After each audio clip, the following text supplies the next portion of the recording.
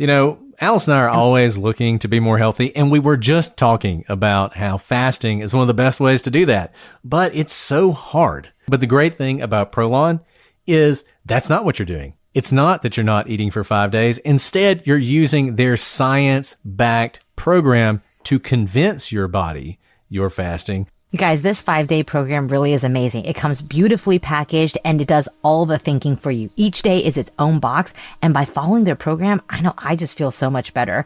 And I can't wait to experience Prolong Next Gen and continue to see results. For a limited time, you can be first in line to experience the new Next Gen at special savings. Prolong is offering the Prosecutors listeners 15% off site-wide plus a $40 bonus gift when you subscribe to their 5-day program. Just visit prolonlife.com/prosecutors.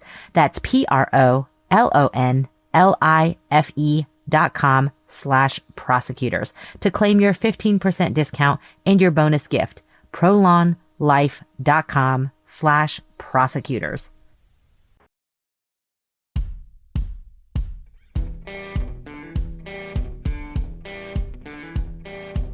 I'm Brett. And I'm Alice. And we are the Prosecutors.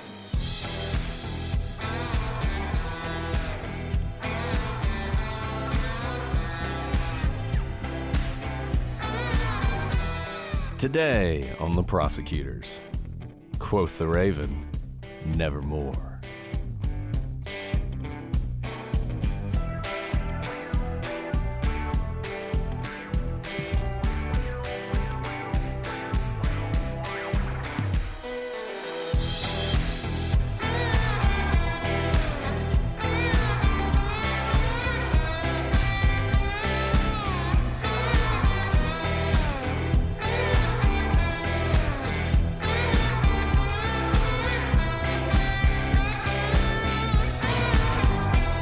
Hello, everybody, and welcome to this haunted episode of The Prosecutors. I'm Brett, and I'm joined, as always, by my rare and radiant co-host, Alice. Hey, Brett. I am not dressed up for Halloween, but I know you have been just dying.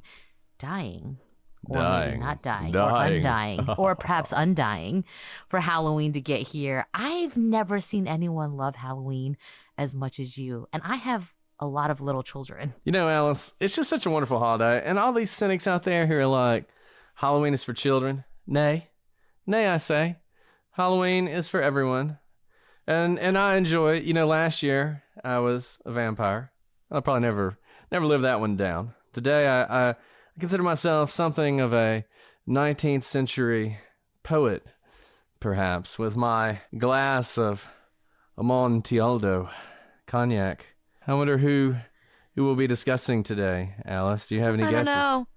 Not a guess. What refined man who had an untimely death shall we discuss today? One of the greatest authors, Americans, humans, to ever live. The father of so much when it comes to horror and the supernatural, poetry, the detective story, really a Renaissance man. Many of you know Edgar Allan Poe, but some of you don't know that perhaps his greatest mystery was his own death. So we're going to talk about that tonight on this Halloween episode of The Prosecutors. So see, here's the thing. You guys complain.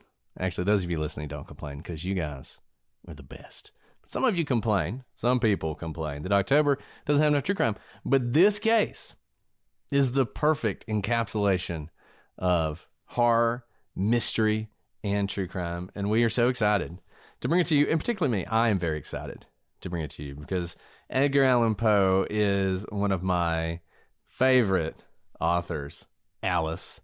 And anyone who doesn't like him, I don't know if I can be friends with. It's a good thing that Alice also loves Edgar Allan Poe. Right, Alice? I didn't say I don't love him. I'm saying that he's a bit creepy for my taste. That's all. That's simply it. That's true. Did you know, Alice, they actually named poetry after Edgar Allan Poe? Did you know that? Did they really? No. No. No. I mean, that sounded Wow. great. I walked right into that. I walked You really right did. into that. I've been meaning to Man. make that joke, and then Joe reminded me of it. So thank you, Joe. Well Thanks for done, being because there. I totally fell for it. But the thing I didn't know, and this is you got to recognize game where game is, right? I did not realize that he was the first American to make his living from being an author. That is actually incredible. Yeah, he didn't make much of one, but he did make a living. And all of that's going to play into, and like most geniuses, he was troubled, and we're going to see that. And there's a lot of debate about just how troubled he was and what effect that might have had on his life and on his untimely death. You know, I realize I'm getting older when I see these great people and they died younger than me. You know, I mean, think about all that Edgar Allan Poe had accomplished at the time of his death. He was 40 when he died. Just think about that. Doesn't that kind of make you feel like you really haven't done anything? Some of us aren't quite there yet, but you're right. Because I think of him as this, like, you know, massive statue of a man. And he did all that before 40, and also he was drunk for a lot of it. He was. I'm sober for a lot of mine, and I haven't done that much. Look, I'm doing my best to follow in his footsteps, okay? I'm doing what I can. But you can only do so much. Well, I think that's enough lead up. Let's talk about Edgar Allan Poe. He truly is. Whatever you think of him, whether you like his writing or anything, he is one of the great Americans. He was a literary genius. He was one of the earliest writers of short stories. He was the inventor of the detective fiction genre. His story, The Murders in the Rue Morgue, featured a detective named C. Auguste Dupin. Dupin is analytical, a master of detection, who through subtle observations and a keen ability to analyze seemingly insignificant facts, reaches conclusions that no others would see. And if that sounds familiar to you, it's because Dupin is, of course, the inspiration for Sherlock Holmes, as well as basically every other detective, whether it's Hercule Poirot or any of the other sort of detectives. They all stem from Edgar Allan Poe, which is a striking thing and something that I didn't even really realize until I started looking into him. But it wasn't just detective fiction, obviously. Horror and poetry, mystery and essays, science fiction, and even science fact. In 1848, Poe wrote an essay called Eureka. In it, he predicted both the Big Bang and the theory of relativity. He did this not through scientific observations, but rather by simply imagining the way the world should work. So that's actually incredible, right? Because I was having a discussion yesterday with someone about the arts and the importance of arts, because arts allows, no matter your language, one of the beautiful things about arts, and that's whether it's literature, music, theater, dance. One of the incredible things about arts is it transcends language and it transcends the understanding of the day. So it doesn't actually surprise me that someone as brilliant as Edgar Allan Poe could have foreseen basically the theory of relativity, because the way he writes knew no bounds. He was able to imagine these literary characters and stories in a way that no one was able to see at his time.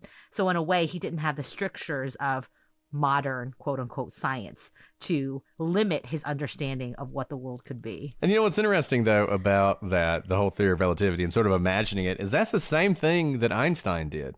I mean, obviously there are very detailed mathematical formulas that underpin all of this, but Einstein would talk about how he would sort of sit in a dark room and imagine the universe and how it had to work, and then sort of work out the formulas from the back end.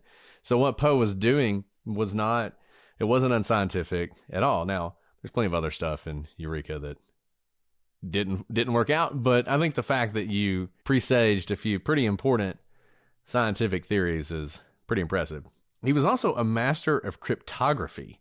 One cipher he created wasn't solved until 2000, and his writing is credited with inspiring the lead cryptographers working during World War II. And we know that the breaking of the Japanese and German codes saved tens of thousands of lives, and the people who did that talked about how their passion for cryptography was born in reading Edgar Allan Poe stories, including The Gold Bug, which were all about solving ciphers. So just someone with a lot of far-reaching influence, no matter what you're interested in. Absolutely. And given Poe's talent, it's probably not surprising, like we said earlier, that he was the first American to make his living exclusively off writing. I think about all the lawyers, for example, who say, my dream is to stop being a lawyer and become a writer full time. And here, Edgar Allan Poe is truly one of the first American to do so. Doesn't mean he made a lot of money. We know that now. But most of Poe's life was marked by poverty, which probably honestly fed his genius. I think it's one of those things, if you're going to be successful as an artist, it's almost like you have to suffer through it to be able to, you can't be too comfortable to be able to have all this creative thinking. So he was born in Boston in 1809, and his life, it was very dichotomous. It was marked with both a lot of struggle, but also a lot of privilege. And it was because he was born to a struggling actor, David Poe, who was the son of an Irish immigrant, but his father abandoned the family the next year, which is no small thing in the early 1800s. And the year after that, when he was obviously a very young child, his mother died of tuberculosis. Just to put this into historical perspective and present day perspective, tuberculosis killed 1.3 million people last year, not in 1800. And through the 1950s had killed 1 out of every 7 people who'd ever lived. So unfortunately, his orphaned life was marked by a lot of tragedy very, very early on, but also one that a lot of people experienced. I'm kind of obsessed with tuberculosis. It comes up in a lot of our cases. It's such a How are so many people still dying from it? Do we not have a vaccine?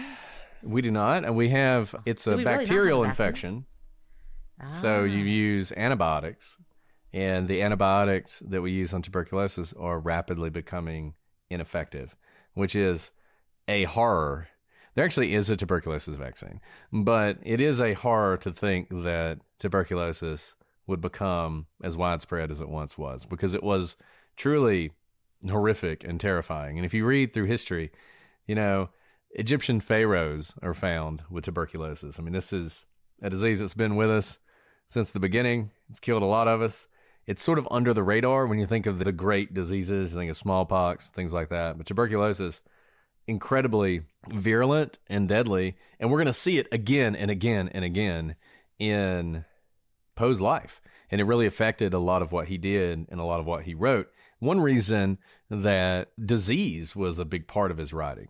If you've ever read The Mask of the Red Death, he understood sort of the terror that disease can bring. And honestly, for a lot of us, until the pandemic, I don't know that we really had any experience with that, this sort of plague type situation. But it was something that at the time, they were still very much living with, both through tuberculosis and other diseases, including, like I said, smallpox and rabies, which is going to come up later. So that's all bad, but it actually kind of worked out for Poe. He went from living in extreme poverty to living with John and Frances Allen in Richmond, Virginia. How? Who are they? I couldn't figure this out. Poe's mother had moved there after his father's disappearance, and it seems like they became acquainted with the family. I'm not sure if they're sort of distant relations or what, but they essentially just took Poe in. And I think it was one of those things where Poe was already showing a lot of aptitude and ability, and he seemed like this kid who had a lot of potential, and so they were willing to sponsor him. And when the Allens moved to England, where John had a lucrative business as a tobacco trader, Poe went with them, and he lived the life of a wealthy child. He entered boarding schools, where he would remain for 4 years. By the time he was 17, Poe and his new family had returned to Virginia, where he began classes at the University of Virginia. He was regarded as an excellent student, which is probably not that surprising, but like so many geniuses, such as myself, he had his issues. He developed... You have no issues. You never know, Alice. I'm trying to be a more interesting person, okay? He developed a taste for gambling and alcohol in equal measures. And if there's anything that goes well together and never leads to anything bad, it's alcohol and gambling. And the better he got at the drinking, the worse he got at the gambling. So he gets into pretty deep debts, at which point John Allen, he's been bailing him out, but he's like, I am not going to pay your debts anymore. You're going to have to do something about this. At which point, Poe decides to leave school. But things weren't much better at home. It's not like coming back to Richmond cured either the drink or the gambling. So he joined the army. And he is a talented, charmed person because he was actually a really good soldier. Despite his love for the bottle and love for gambling, he was as good of a soldier as he was a student. So good, in fact, that he would receive an appointment to West Point. And he spent a year there. Those of you who know anything about military academies, they're pretty stringent. You got to get up early. You got to make your bed. There's not a lot of room for shenanigans, which Poe may have had a little flair for. And so after just a year there, he asked John Allan to get him out of West Point. Allan says, no, you got to stay. And so Poe takes matters into his own hands, and he figures out how to get kicked out of West Point if his adopted father wasn't going to get him out.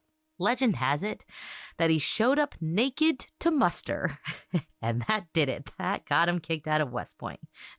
So, Coldwater prosecutor, more likely than not, he just stopped going, like showing up for things, and that probably got him kicked out of West Point. But today is Halloween, and we are going to go with the first story. He showed up naked to muster. That's my story, and I'm sticking to it. It's such a better story. And also, based on his personality, he probably would have done it even if he did not do it. He probably didn't even need to be dared to do it. He would have loved to do it and make it fodder for, I don't know, some gambling bet. The thing about Poe is supposedly all the cadets loved him. I mean, he was like their favorite person, most popular guy by far at West Point, to the point that a lot of them, for the rest of his life, were bankrolling a lot of his work. So I would like to think for his friends and comrades, he went out in a bang. He didn't just say, I'm not going to come anymore. He went out and said, if I can't leave, you're going to kick me out, and I'm going to make sure you do. And it would be a stunt like that would make you be like, oh, Poe, sure, I'll throw him a few $100. He's hilarious. Well, John Allan, to put it mildly, was incredibly displeased. So he wrote Poe out of his will, and in fact, they never reconciled. So essentially, he disowned him. Now, despite this setback in life, this might have actually been the best time for Poe. He was winning literary competitions, he was publishing stories and collections, and he even got married to his first cousin, Virginia Clem. She was but a mere 13 when they got married, not to mention very close kin. But alas, it was a different time. It was a different time. I think that's all you can say. That's all you can say. It was a different time. So in 1842, things begin to get shaky. Remember that tuberculosis we talked about? Well, unfortunately, young Virginia catches tuberculosis, and Poe begins drinking very heavily. Still, during this period of sadness, Poe would publish some of his most famous works, from The Telltale Heart to The Raven. But in 1847, Virginia dies of tuberculosis, and Poe is utterly destroyed. By this point, he's living in Richmond, and he spends the next 2 years drinking, taking laudanum, and trying to get his life back together. And unfortunately, none of those activities really help him get his life back together. So, Alice, you weren't a fan of The Telltale Heart? Wasn't one of your... It's not my bedtime reading, no. What about The Raven? I mean, we all had to read The Raven. The Raven is incredible. It truly is incredible. While I pondered weak and weary. I mean, it's just so like... It's incredible. Like I said, you have to appreciate literary genius when you see it. I just mean he's a creepy guy. Like, not creepy, but he lives a very dark life. Forgotten lore. But don't you wonder what quaint and curious volumes of forgotten lore he was reading? And I would like to read those volumes. It's probably all in his mind. In his mind. Because he died so young, I do feel like there was probably so much pent up behind his pen, and what would have been had he been given a little bit more time to get it all out on paper. Many years ago, in a kingdom by the sea, there lived a maiden you may know by the name of Annabel Lee. I mean, I don't know. It's incredible. I love Poe. Poe's great. So anyways, he's drinking, He's doing the drugs. He's putting out great literature. You know, Stephen King talks about how he doesn't even remember like 5 years of his best work. So, like, this is just not that uncommon that substance abuse goes along with genius. You need a little bit of struggle and a little bit of torture to have like the best genius. Yes. But during those 2 years after she dies and he's doing this stuff and he's drinking a lot, he's doing drugs, things are kind of looking up for Poe, weirdly. He's attempting to start a relationship with Sarah Helen Whitman. So she was a widow in Providence, Rhode Island, great town. And she was heavily into the occult. Poe's kind of girl. She was dark and kind of had that whole goth thing going on before goth things were cool. According to that ancient tome of unfettered wisdom, Wikipedia, Whitman would wear black, and she would wear a coffin-shaped charm around her neck. Unsurprisingly, she was really into Edgar Allan Poe. In fact, she was a bit of a poet herself, and she wrote him a poem. I will read it to you now. It is called To Edgar Allan Poe. Midst the roaring of machinery and the dismal shriek of steam, while each popinjay and parrot makes the golden age his theme, oft methinks I hear thee croaking, all is but an idle dream, while these warbling guests of summer prate of progress evermore, and by dint of iron foundries would this golden age restore. Still methinks I hear thee croaking, hoarsely croaking, nevermore. That's a pretty good poem, right? Nothing says romance like that. I really mean it. I mean, you know, it's pretty awesome. So she writes him a poem, and what does he do? He proposes to her in the perfect location, a local Providence cemetery. Match made in heaven, and she accepted. To each their own, right? That's all I gotta say. Truly, to each their own. I mean, he really read the situation. She had a coffin around her neck at all times, so it really was the perfect location for them. And they sound like they're perfectly matched. If I remember correctly, forgive me if this isn't true, Mary Shelley, who wrote Frankenstein, lost her virginity on her mother's grave. Did she write about that? It's sort of a famous event. Wow. But that was not something I learned in AP English. I'm 99% sure it's Mary Shelley. Someone in the chat will correct me if it's wrong. If it's some Please other tell the story. poet, I will correct later on. But I'm pretty sure it was her. Anyways. Different time. It was a different time. Like I said, this did not come up in my AP English class.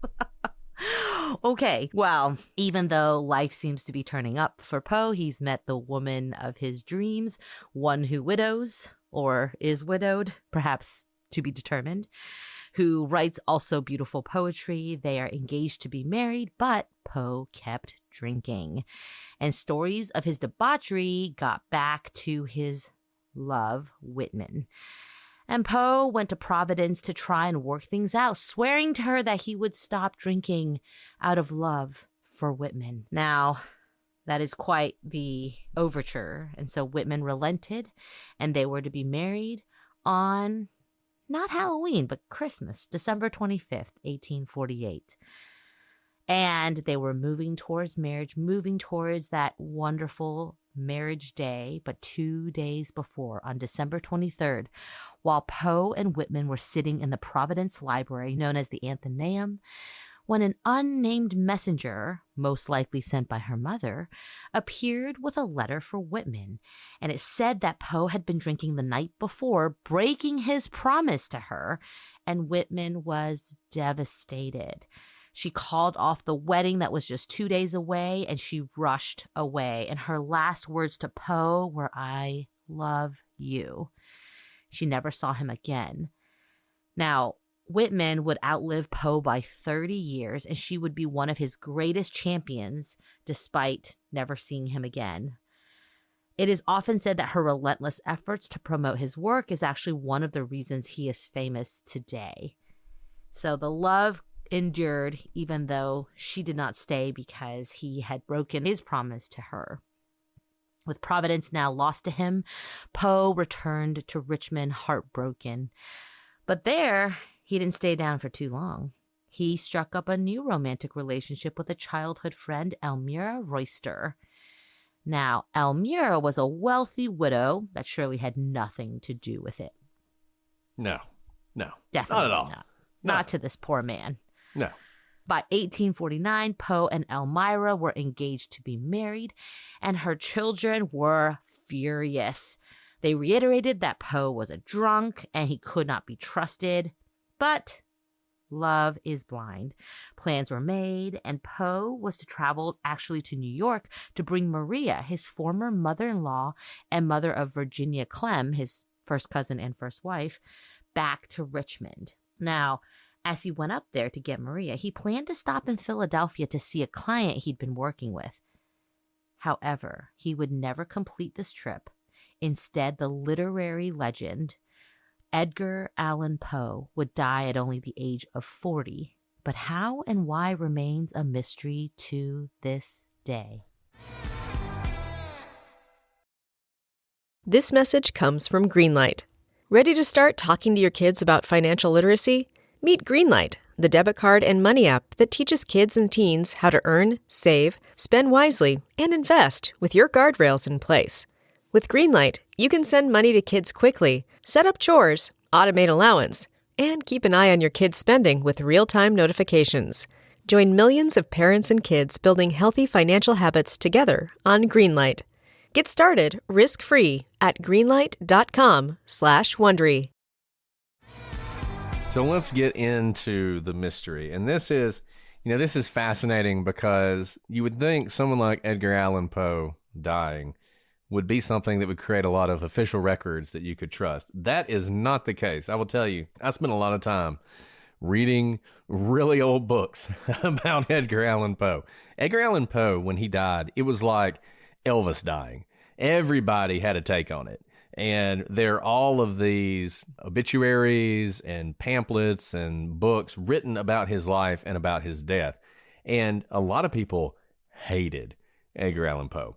He was famous for a lot of the stuff he produced, but the way he made his money was as much as an editor and a critic as anyone else. And Poe spared no lashes. I mean, if he didn't like what you wrote, he would go after you. And he was willing to go after pretty much anybody and went after some famous poets of the time and was harshly critical. And so a lot of people didn't like him. So when he died, a lot of people took that opportunity to really try and poison the public against him. And it was a fight to preserve his work and to preserve his reputation. So while Poe had a lot of issues, and we've gone through them, it's not entirely clear where he was with a lot of that, the drinking, the laudanum, that kind of stuff, at this point that we're going to start talking about now, and how much of it is, frankly, literary slander. But we're going to go through it, and we're going to let you decide for yourself. So, early September 1849, Poe is recovering from an unknown illness. Now, he believes it to be cholera. He had been, I think, in Philadelphia during a cholera outbreak. Cholera is something you get from water, bad water, basically. And the way cholera would spread is you would have like a singular water source in various parts of the city, and people would go to it. And if someone had cholera and they went to that water source, then that water source would now be infected by cholera, and it would become sort of a point where everyone would get cholera.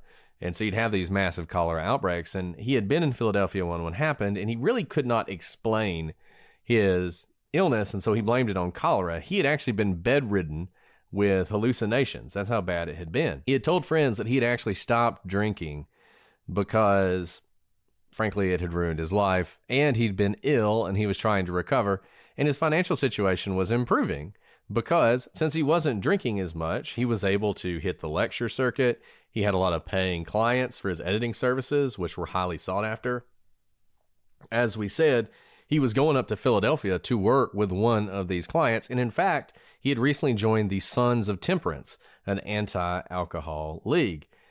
You know, the 1800s and early 1900s were a really strange time with alcohol. You really had this mass movement of people who were trying to stop the sale of alcohol, which culminated in the ban of alcohol in the United States, constitutional ban, which was the case for, over a decade before that was repealed. And so the Sons of Temperance and the Daughters of Temperance were these pretty big movements. And he had joined one of those, and the people that he was aligned with would say that he really had turned his life around and he really wasn't drinking, and would go on to say that they didn't believe he was drinking during the events that led to his death. So on September 27th, 1849, Poe visits his good friends in Richmond, the Talley family, which I thought was interesting. I'm just saying, little connections here and there. So he visits the Talley family. He puts on, he does like a dramatic reading of some of his stories, including The Raven. Though people who were there said that they had seen Poe do these dramatic readings before, and that usually he was really animated, he was really into it, but he seemed like he was sick, and he seemed like he was lethargic, and he wasn't himself. But he did it, he did the best he could, but everybody kind of felt like he seemed sick. So he sets out for Richmond, Virginia, aboard a ferry on a trip that will take him to Philadelphia and then to New York. And so basically, he's in Richmond, on the outskirts of Richmond. He goes into Richmond to get on this ferry, and the ferry's going to take him first to Baltimore, then he's going to go to Philadelphia, then he's going to go to New York. He's going to pick up his old mother-in-law, and I guess his aunt.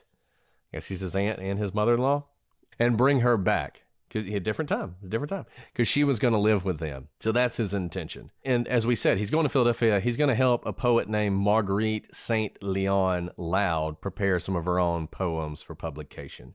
But he never reached Philadelphia. And in fact, between September 27th and October 3rd, 6 days, he is not seen by any credible people. There are no credible sightings of Edgar Allan Poe for 6 days.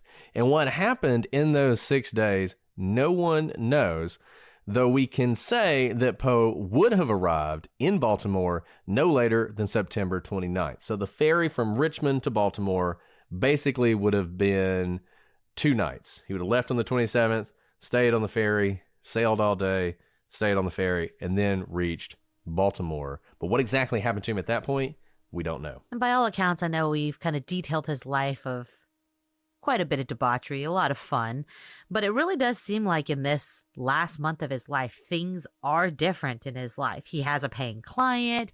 He is getting married again to a very wealthy person. And he is he's getting so settled, in fact, that he's going to get his aunt/mother-in-law from his first marriage to bring her down and be her keeper, I assume. Could take care of her so she can have a stable life. These are all positive things. And then he disappears.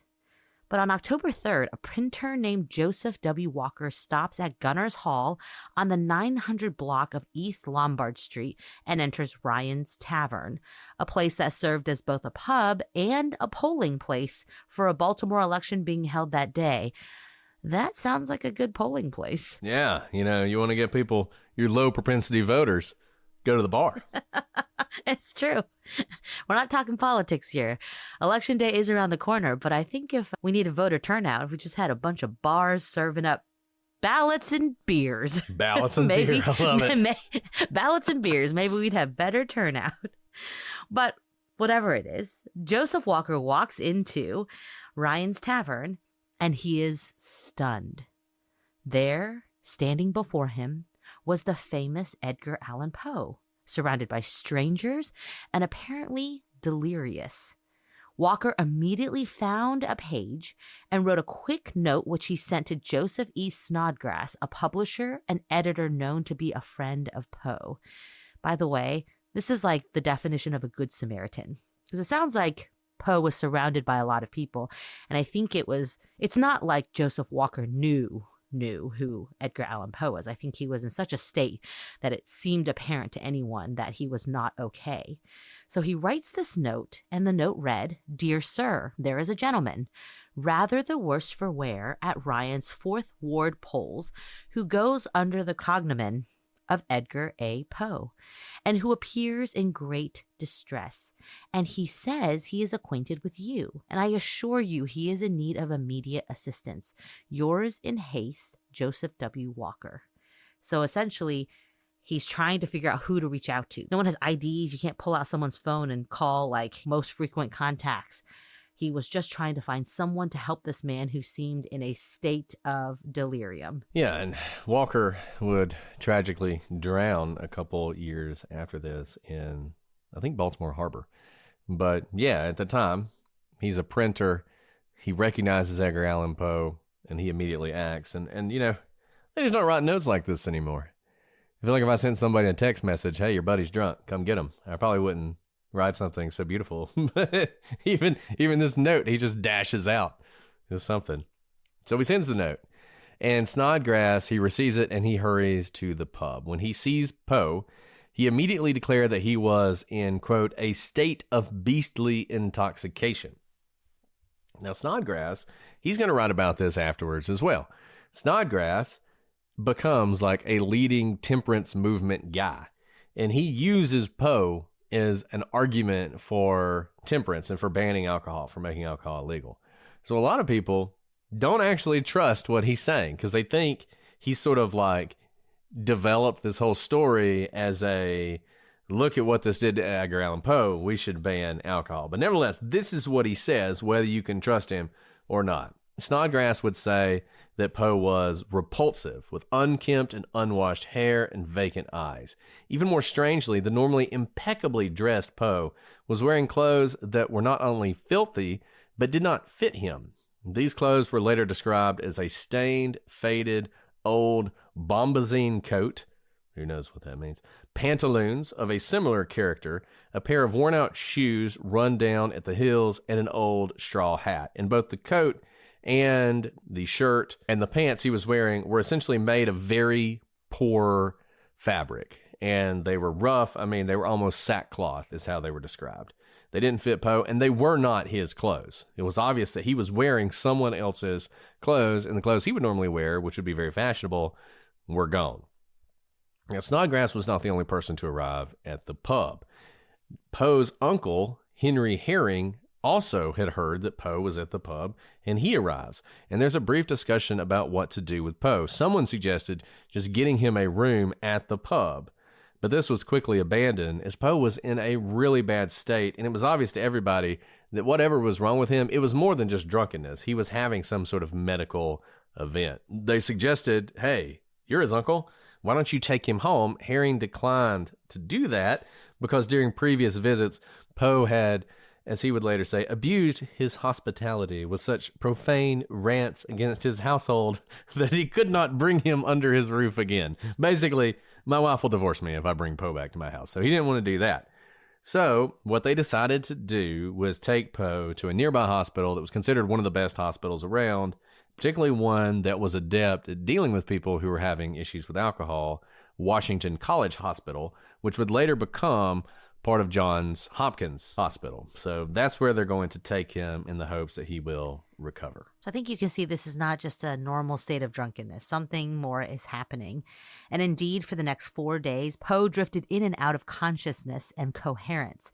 Dr. John Moran cared for Poe, and it was he that spent most of the time with him. Moran later reported that Poe would, quote, converse with spectral and imaginary objects on the wall.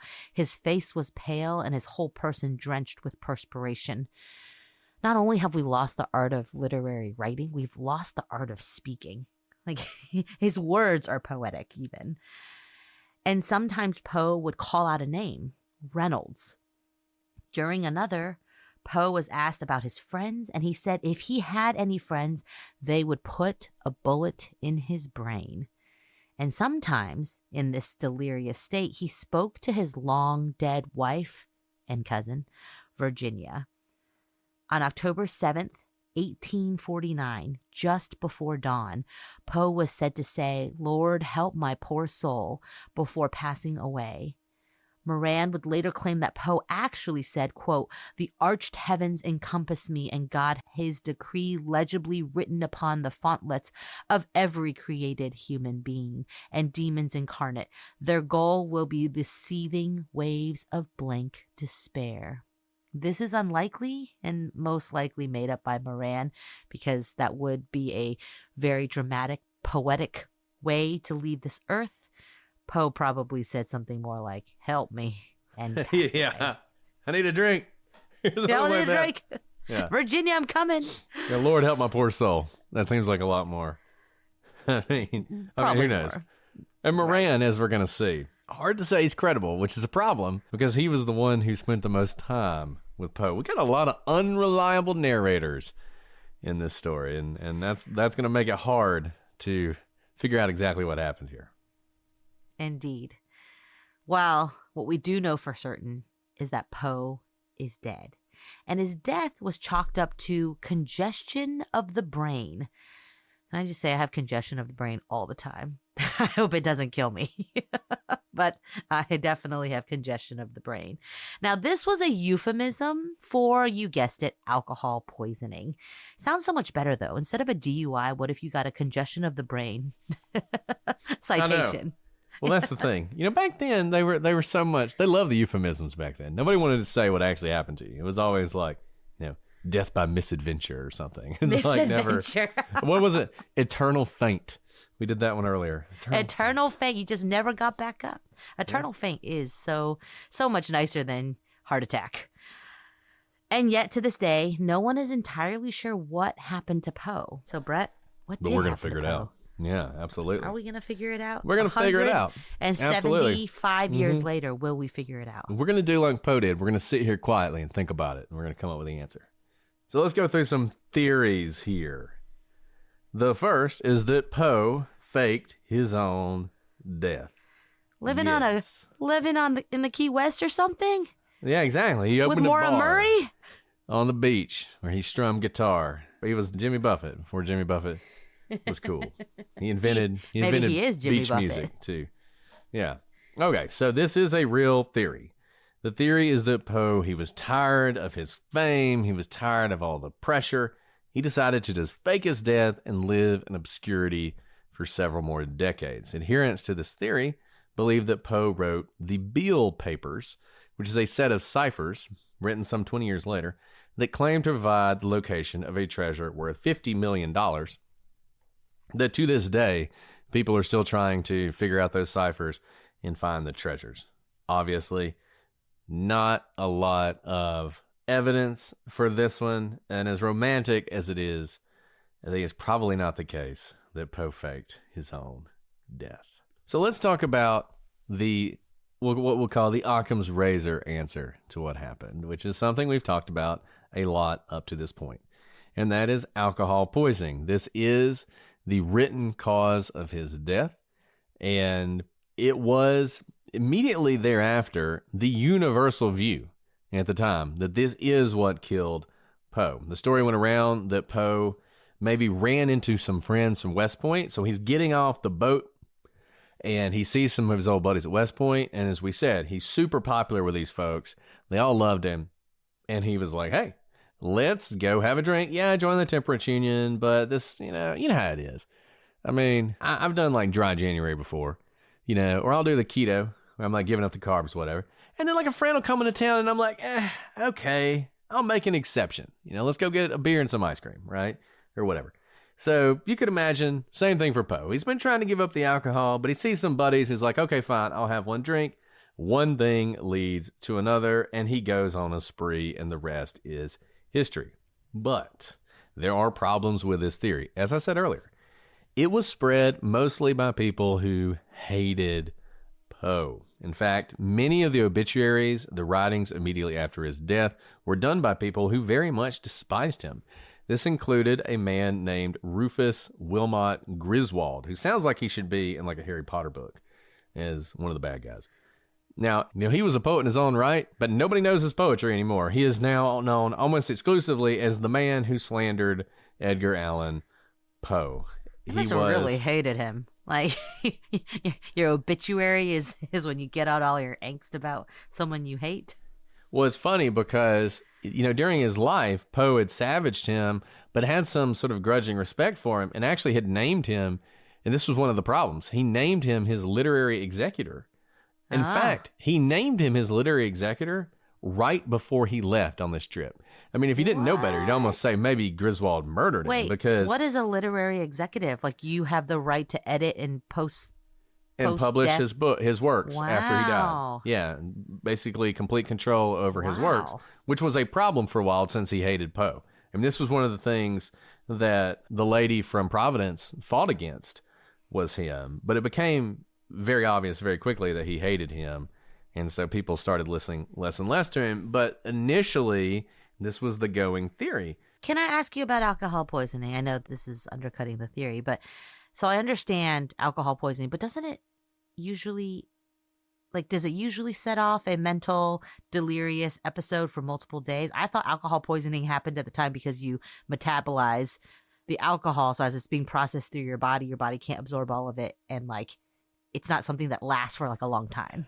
So that's a great question. I think what you would have to assume is this is not, I think you're right. I think if this were ordinary alcohol poisoning, that he would have died that day and you wouldn't have had this long-term thing. However, you have to remember, this is the early 1800s, and he is drinking supposedly in a very shady part of town.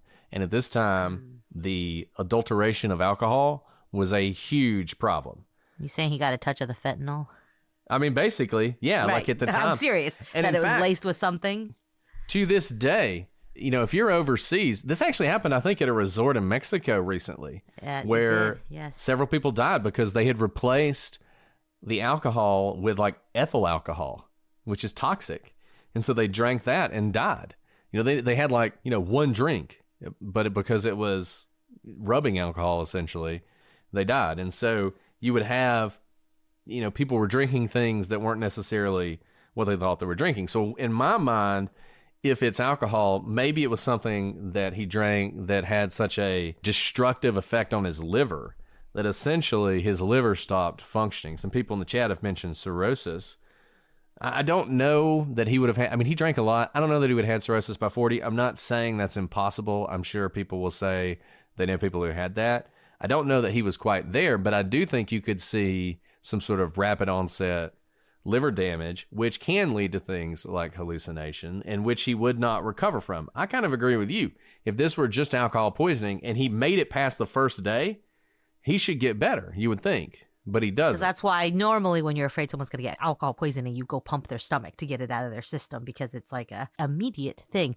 Unlike if it were laced with another drug, one of the dangers of fentanyl or meth is that it could trigger a mental breakdown, right? That lasts longer than the effects of the actual substance in your body. So it's possible. Whatever it is, it's probably more than just the alcohol.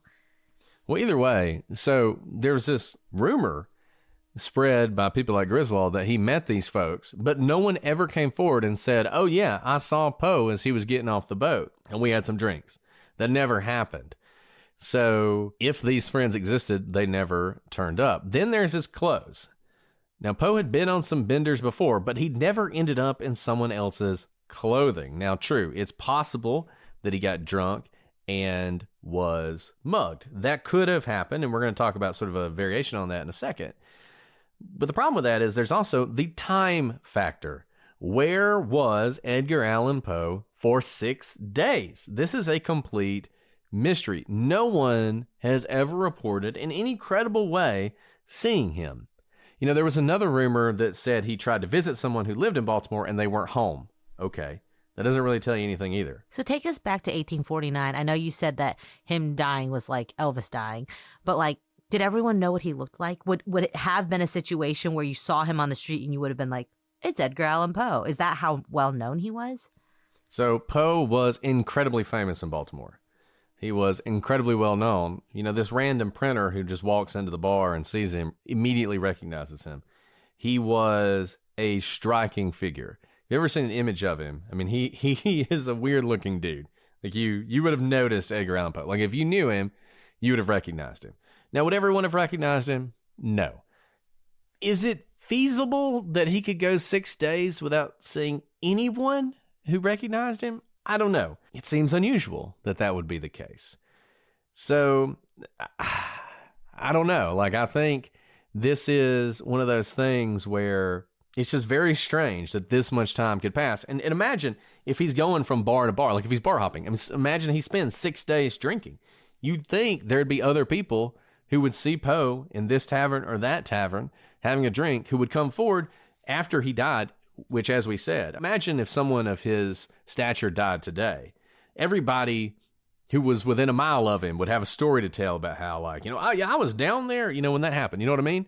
You just don't see that. You don't see people writing letters to the editor of the newspaper to say, I saw Poe and I knew he was really putting it on. Like, that just didn't happen.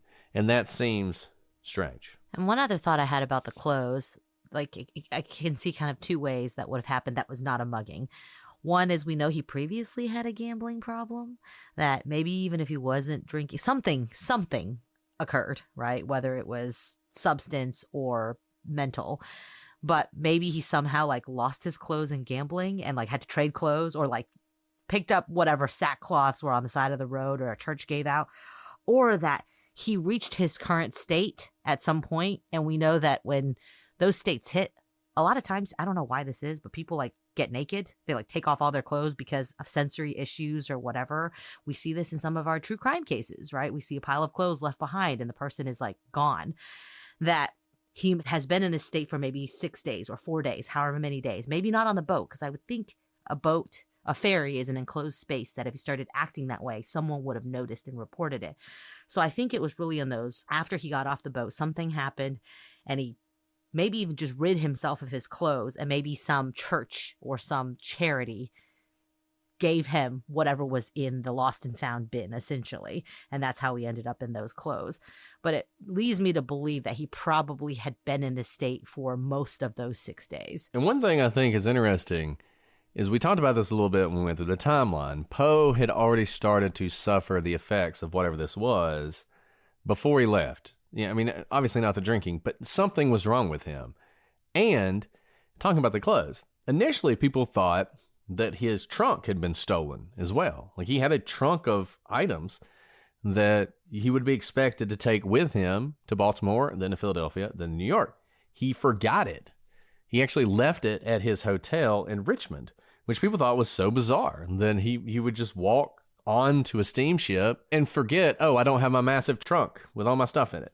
So all he had were the clothes on his back, and that's it. And then maybe his cane, which was an issue. Like, some people said his cane was stolen. Some people said he didn't take his cane. Some people said that his cane, which was probably the most valuable item he owned, was the only thing he had with him. He was clutching it and wouldn't let it go. So he had all these random clothes on, but he still had his cane. That's one of those things that's a little unclear. So we don't know where he was for 6 days. But what we do know is he sort of disappeared into the ether and he reappears in this bar. Then we have the report of his doctor. And this is the strangest thing of all. John Joseph Moran, who really liked Poe. Remember, he probably made up his last words.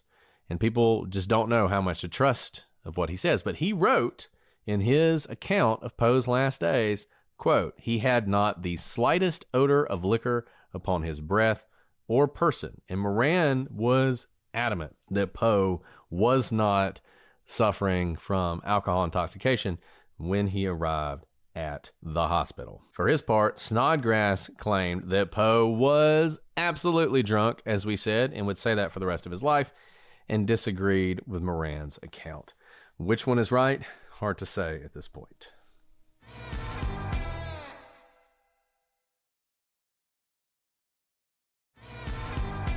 So another theory is a practice called cooping. At the time, it was not uncommon for gangs of political supporters to grab strangers, get them drunk, and then force them to vote in a local election before robbing them of all their belongings. That's the dark side of ballots and beers they don't tell you about. So I take back my my campaign idea. In fact, other than alcohol poisoning, this was the earliest alternative theory for what happened to Poe.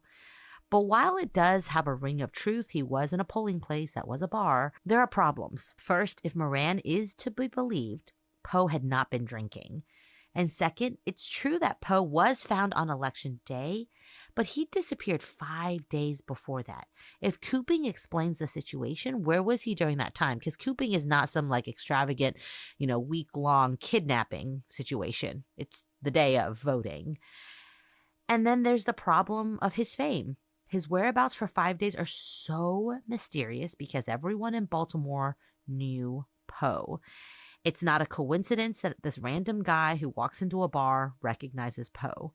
And using Poe as a voter would be really foolhardy indeed, because that's identity theft, and you don't want the identity of the person who you're assuming to be so famous that someone say, wait a second, you're not Poe. And so one thing that's not a problem with this theory, though, is what Brett just mentioned, Poe's cane. It's often said that Poe had a valuable sword cane with him when he was found.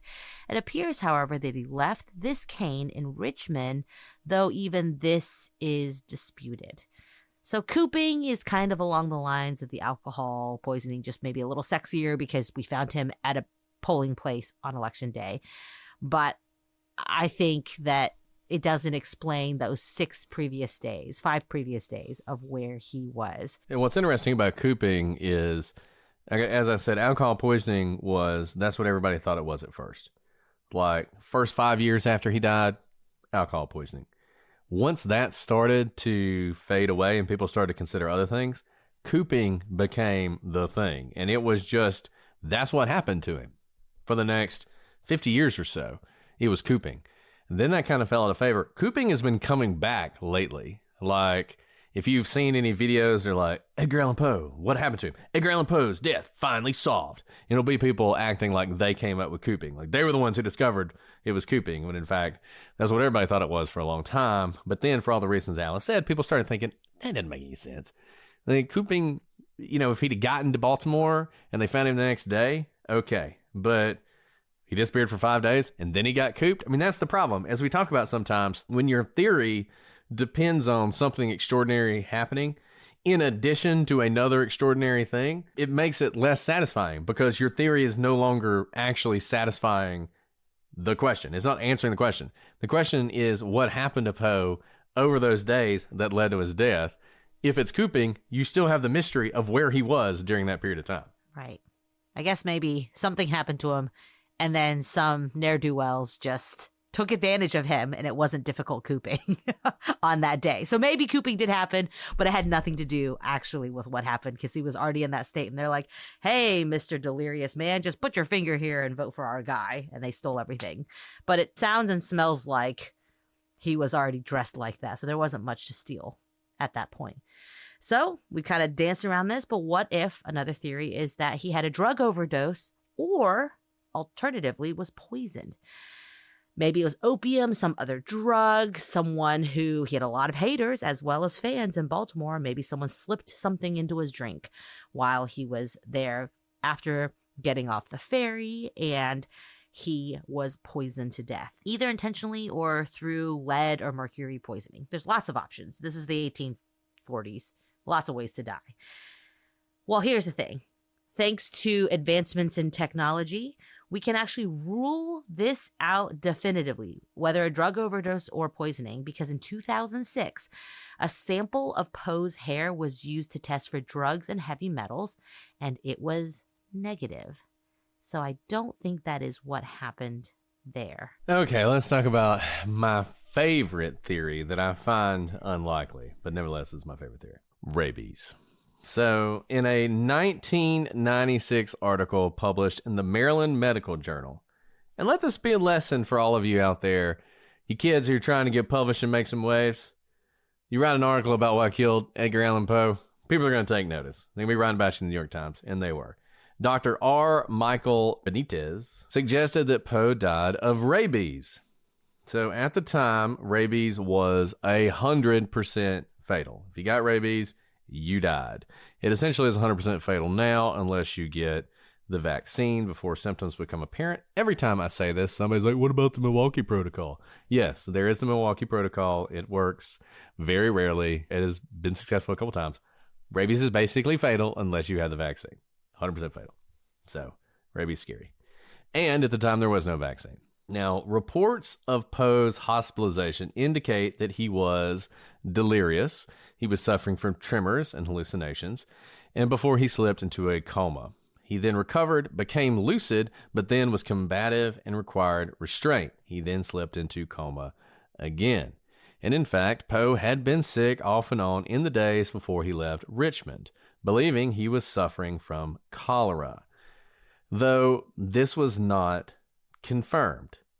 In fact, he was suffering from a fever the day he left Richmond. This course led Benitez to conclude that Poe could not have been suffering from the effects of alcohol withdrawal because, as Alice noted, that condition does not tend to have recovery and then worsening. Moreover, Poe was actually offered alcohol while in the hospital as like a curative, and he refused it. He would not take it. But it wasn't just alcohol he refused. He did not want water either, and he basically drank it when it was forced on him with great difficulty. This, of course, is the definitive symptom of rabies, sometimes called hydrophobia, is an inability to drink water. And I don't know, there are videos on YouTube, if you have a strong stomach, you can watch of people suffering from rabies trying to drink water. And it is a stunning neurological effect, but it is absolutely striking. Now, everything about what I just described is the traditional course of rabies. Once it becomes fatal, once you start showing symptoms, oftentimes you will have this recovery, you'll have a relapse. Rabies is a very aggressive disease, particularly in humans, where, and some people speculate that's actually to help the disease spread. Like you become aggressive with other people. Obviously, rabies is spread through fluids. We're seeing all that from Poe. Obviously, hallucination is a big thing. Poe had a lot of pets, including some cats. And some people have speculated that he may have gotten rabies from his cats.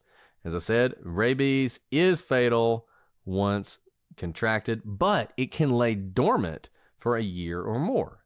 But when it strikes, it kills quickly. The median time between severe symptoms and death is 4 days.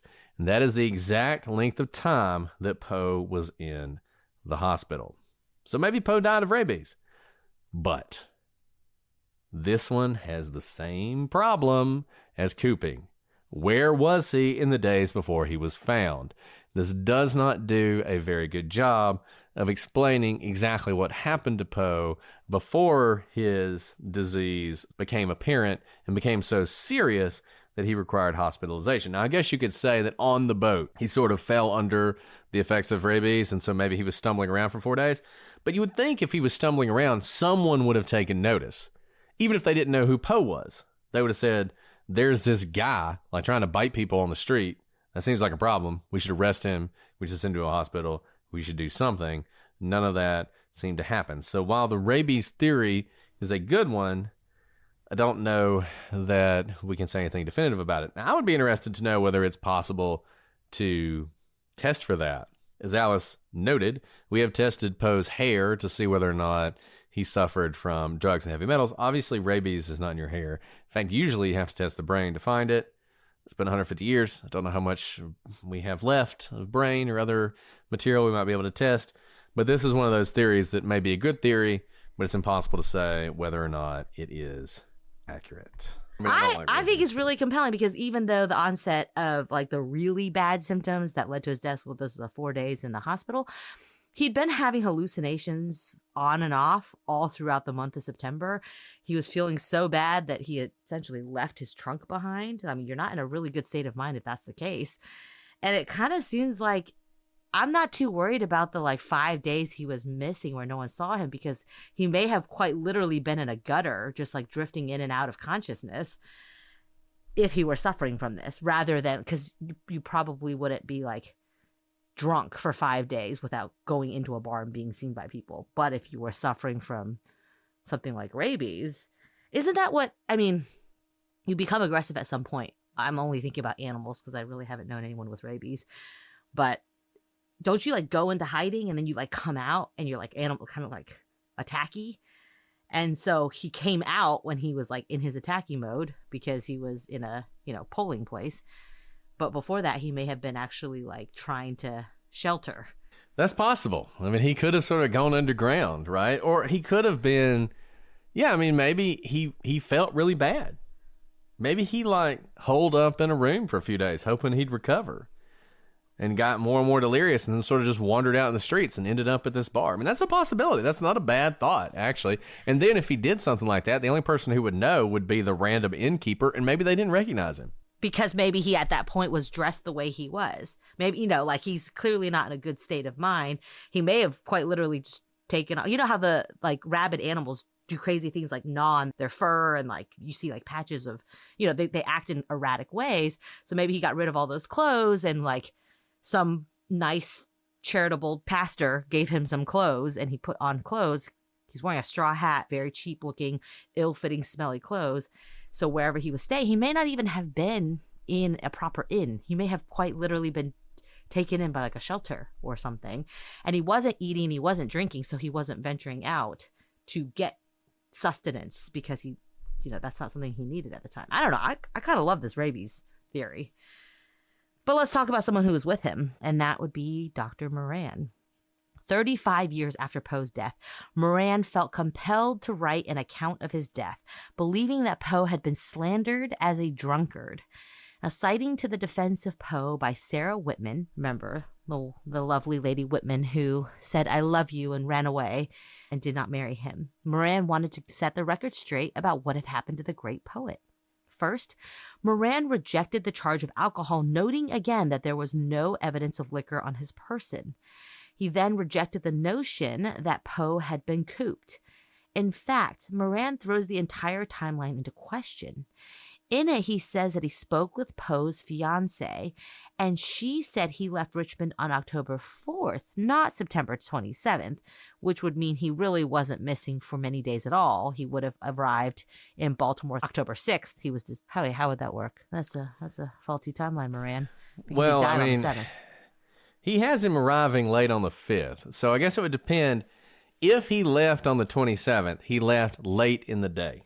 He left on the last ferry that day. So if he did that, it would have taken the night, a full day, and then the next night before he arrived at Baltimore. If, according to Moran, he left early, like he left in the morning on the 4th, you could imagine him arriving late on the 5th, and it would still work. Okay. Well, this timeline is still... But 35 yes, years later. His timeline's not great. So His timeline is not great. And he further says that the election day was not the day Poe was found. He says election was on October 3rd, and that's why cooping was impossible, because why coop someone when voting is not currently in progress? And according to Moran, Poe actually arrived in Baltimore on the 5th, brought to the hospital the very next day, October 6th, and died the next day, October 7th.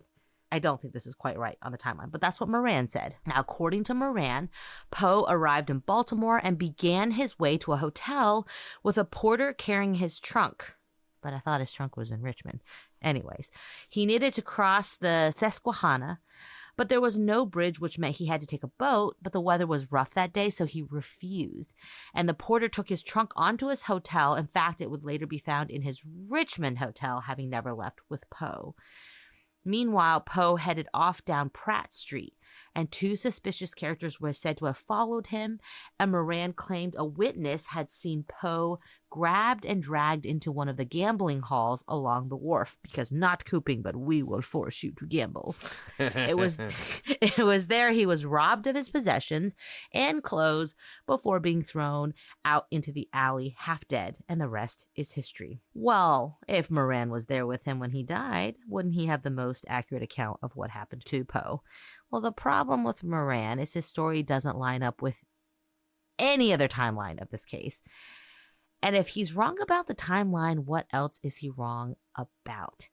And it sounds like he's watching a movie, but we have no witnesses other than Moran's account 35 years later of this porter. Like, who was the porter? And did he get to Baltimore and then take a ferry back to Richmond? No, I think really the trunk never made it out of Richmond. There's no porter. So if there's no porter and he didn't walk to a hotel, who were the people who snatched him and forced him into a gambling hall? What gambling hall? He was found in a bar, a polling place, not a gambling hall. So where did the gambling fit in?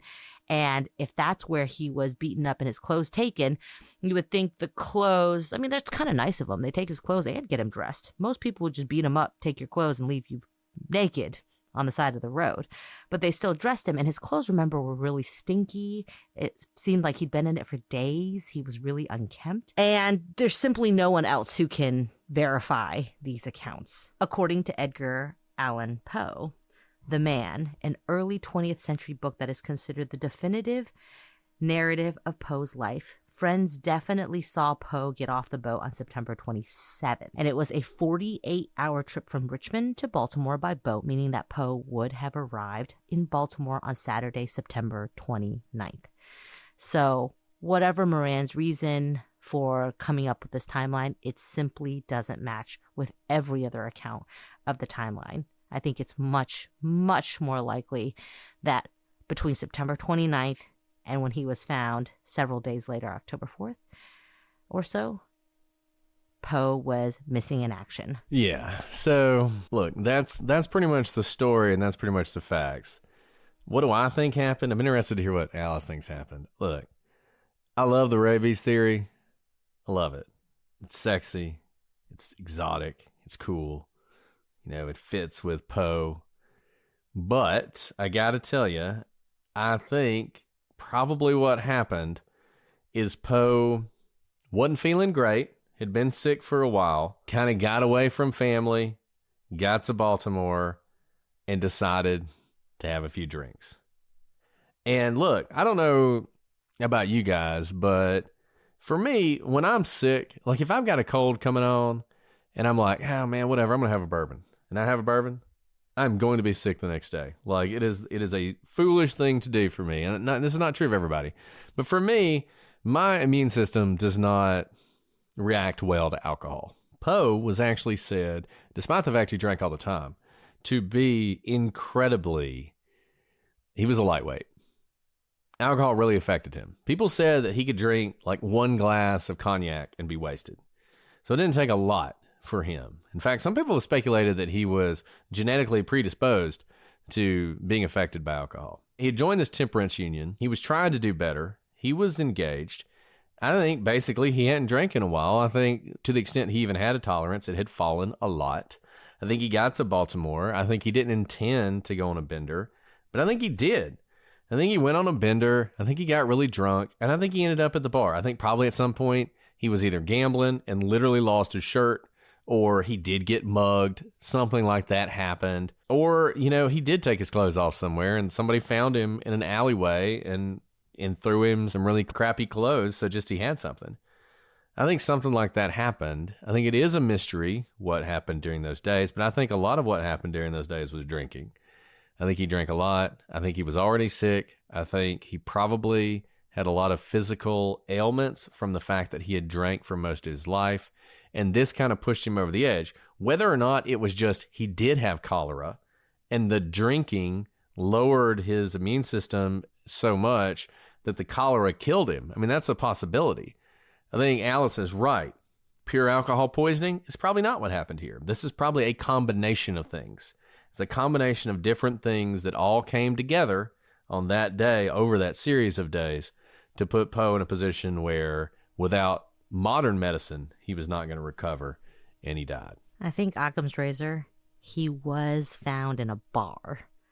He wasn't there voting. He didn't live in Baltimore. That wasn't his polling place. He was in a bar. Why was he in a bar if he wasn't being cooped? Probably because he was there for a drink. And here's another thought in his clothes. It had been 6 days. If he had any money on him, and we don't know that he did because he left basically everything behind in Richmond, you had to pay for the drinks at some point, or you're going to get beaten up by the bartender or those who run the bar. And at some point, they may have stripped him of his clothes, or he literally sold his clothes to pay for more alcohol. And in exchange, picked up clothes on the side of the road to put on. So that's another issue, is that he may have been on this bender, couldn't pay his debts, maybe gambled a little bit, got in a little bit of trouble because no one was like out to get him, but he just kind of went on this spiral, and he ended up in his state because of one drink leading to another, leading to another, leading to another, and then boom, he's found in no other place than a bar. And look, I mean, you know, there were a lot of people, and this happens a lot. I mean, you see this.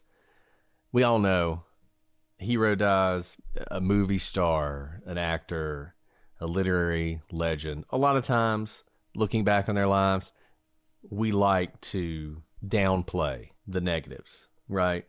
We like to focus on the positives. We don't like to talk about the thing that led to their death, particularly if it's a substance abuse issue. We like to sort of forget about that. And there were a lot of people from his fiancée to his family to his literary heirs, the people who loved him, who really wanted to push back on this alcohol thing.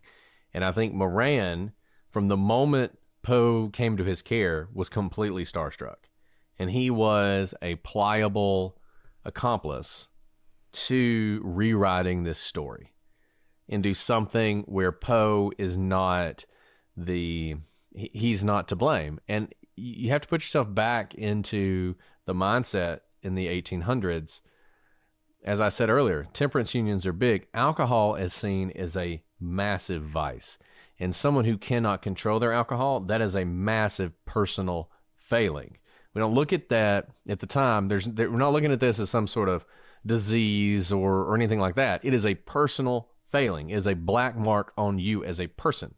And I think there was so much pressure to push back on that for Poe that what really was pretty straightforward became a mystery. We sort of created the mystery on the back end to try and cover up for what was happening with Poe. So as much as I would like it to be something like rabies, I think probably, one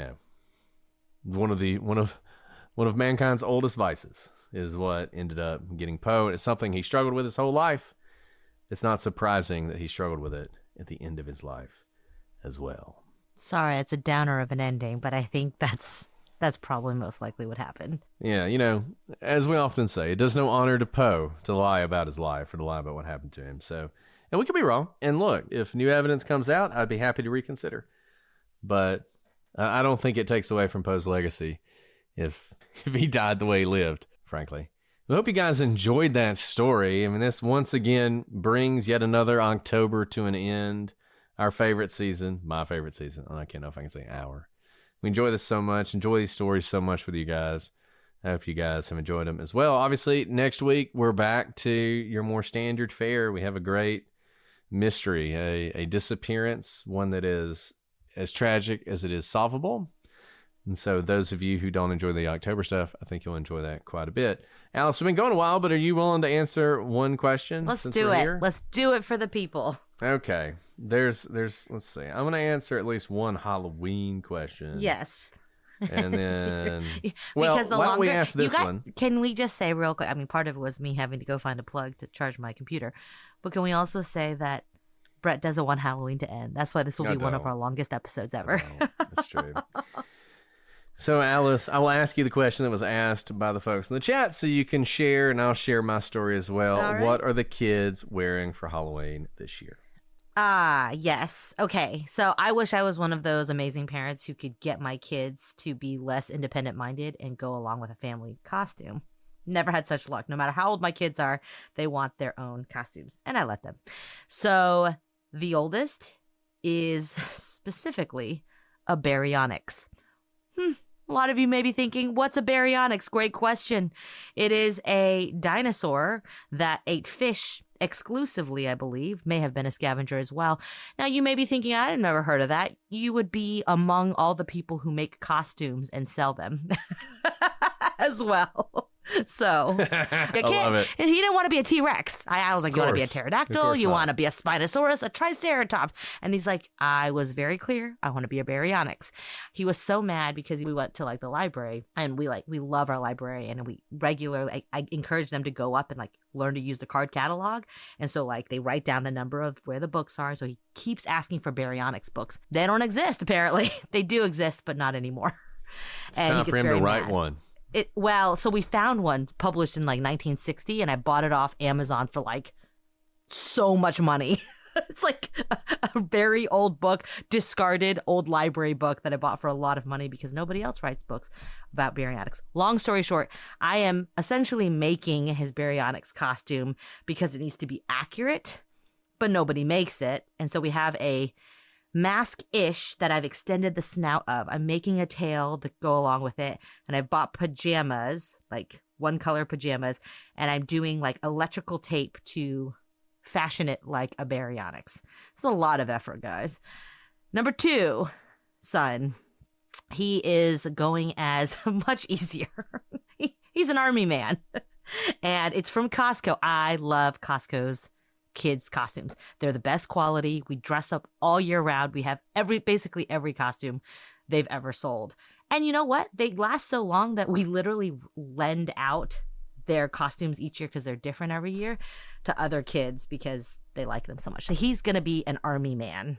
That's what he calls it. It's an army man. It's a military guy. And then Brittany this weekend was a adorable little skunk. She was a little stinker. On the little bottom, it says little stinker, and everyone oohed and awed. But for actual Halloween, she'll probably be like a princess or something. I'm going to put her in a dress, so because people think she's a boy because she has brothers. My kids are recreating Room on the Broom. So my daughter is being a witch, and my son is being a dragon. So that'll be a good one. Big Buck wants to know my top 3 Lovecraft stories: The Statement of Randolph Carter, Call of Cthulhu, and At the Mountains of Madness. Hard to go wrong with those. I might say The Dunwich Horror over Mountains of Madness. Those two are interchangeable for me. But the great thing about The Statement of Randolph Carter is it is a great introduction to Lovecraft. It's not very long. It's not as difficult to read. You'll enjoy it quite a bit. Alice Mander 1313 wants to know, what is your favorite Halloween costume you have ever worn? Oh. My college roommates and I went as rock, paper, scissors. This was the age of Mean Girls, where there's a line where it's like, Halloween is just an excuse for girls to dress up. Sorry, this is offensive. Slutty, right? And it's true. Everyone in college just wore like lingerie to every Halloween party. And so you guys will not be surprised that I wanted to make fun of that as much as possible. So I went as a rock, and how I made my costume was it was a literal trash bag filled with trash. And it was like a round ball, and it was like the least sexy costume possible. And I was rock, and my roommates were paper and scissors. And every girl in my sorority was horrified that I came dressed as a rock. Unironically. I love it. My wife and I went to Salem for Halloween one year and went to the Witch's Ball, which is a costume party. So I was a plague doctor, and she was like, it's hard to describe. She was like this, like almost like a phoenix type bird thing, because the plague doctors looks like birds. So she went with the bird motif, and that was a lot of fun. We had a great time. That was incredible. Probably the best Halloween of my life. I enjoyed that quite a bit. We spent like 3 days in Salem. I love Salem. It was great. Totally just did the whole Halloween thing. Fantastic. So I enjoyed that. Cool. Last question. I know we've asked a bunch. We spent a lot of time here, but that's fine. Last question. I'm trying to get the Halloween questions in because get them in. Like I said, you don't want Halloween to end, and I'm all for it. Yeah. I found a plug to charge my computer. So this is from Tiffles658. 2 questions. They want to know, Alice, do you like any Halloween movies? And Brett, what is your favorite Christmas movie? Yes, I love all the kid. You know what they did great back in the 90s was they made great kid Halloween movies. Like, think of all the Olsen twins ones, and like, what was it called? Halloween Town? What a great, I remember was that Halloween a Disney Town. movie? Halloween Town was awesome. There were like 6 movies or something. And didn't they like end up getting married or something? The actual kids in the movie when they grew up. I loved all of those like not scary movies. What was the one with Angelica Houston? The Witches? The Witches? That was great. Like, those were not that Hocus scary. Pocus?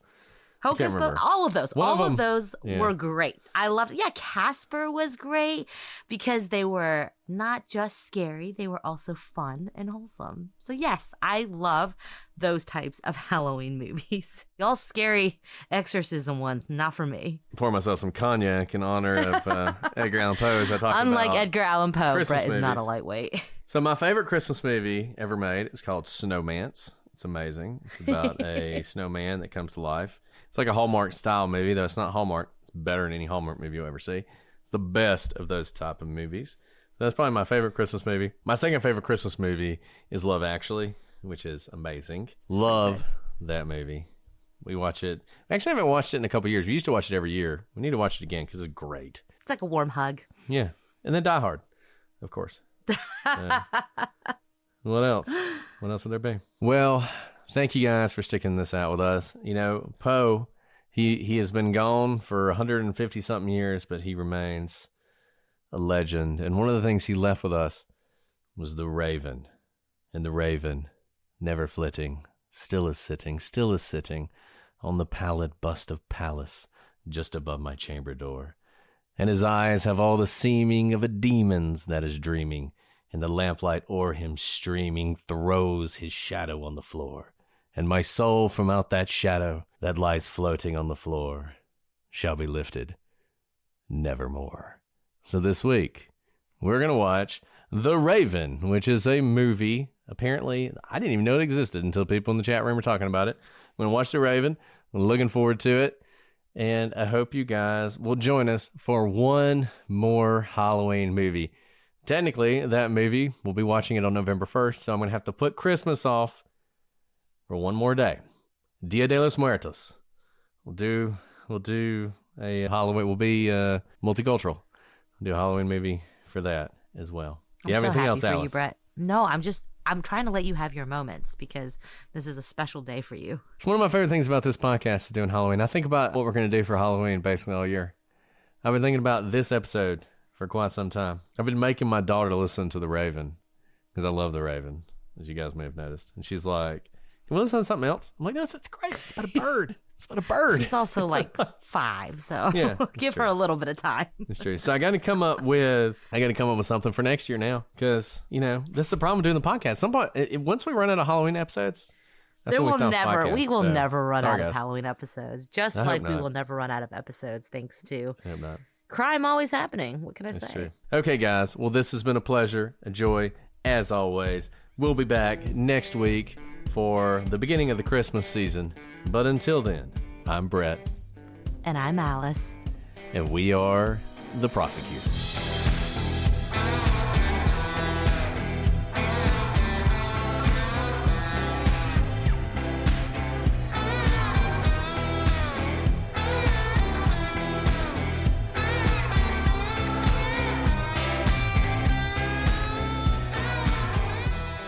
These headphones are killing me. I may have to see what I can figure out.